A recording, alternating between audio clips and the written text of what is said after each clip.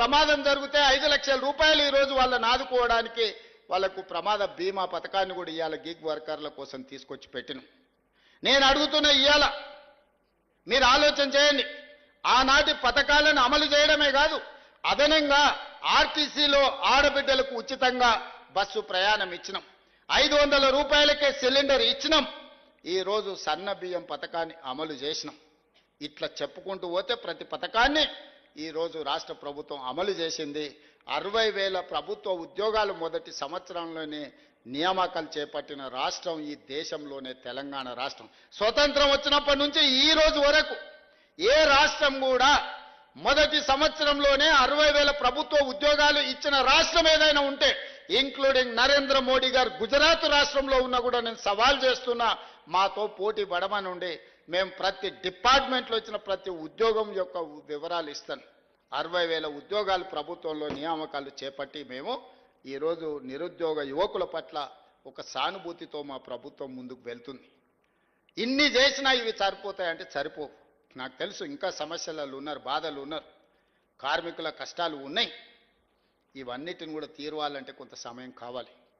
విధ్వంసం జరిగింది, ఆర్థిక నేరగాళ్ళలాగా ఆర్థిక ఉగ్రవాదం జరిగింది.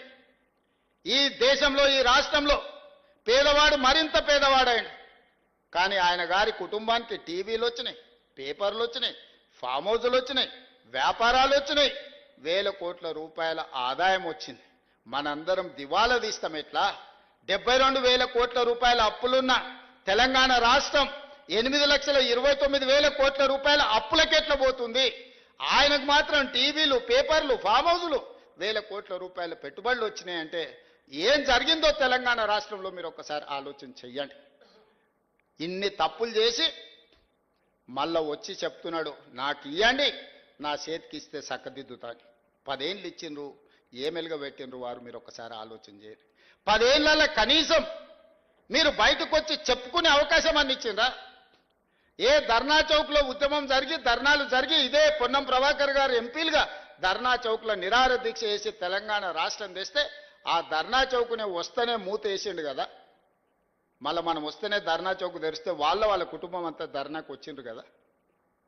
తెలంగాణ రాష్ట్రంలో కనీసం ఇక్కడ ఉన్నోళ్ళు మీ ఫోన్లలో మీరు మాట్లాడుకునే స్వేచ్ఛ అయితే వచ్చింది కదనే. గతంలో ఎప్పుడైనా మీరు ధైర్యంగా ఎవరితోనైనా మీ ఫోన్లలో మీరు మాట్లాడుకుర్రా? కుటుంబ సభ్యులతోనైనా మీరు స్వేచ్ఛగా ఫోన్లలో మాట్లాడుకునే పరిస్థితి ఉండే నా 10 సంవత్సరాలలో? ఇవాళ మీకు ఏం చేసినా చేయకపోయినా మీ స్వేచ్ఛ మీకు వచ్చింది కదా. మీరు కులాసగా మాట్లాడగలుగుతున్నారు కదా. మీకు స్వేచ్ఛ ఇచ్చినాం, మీకు సంక్షేమం ఇచ్చినాం.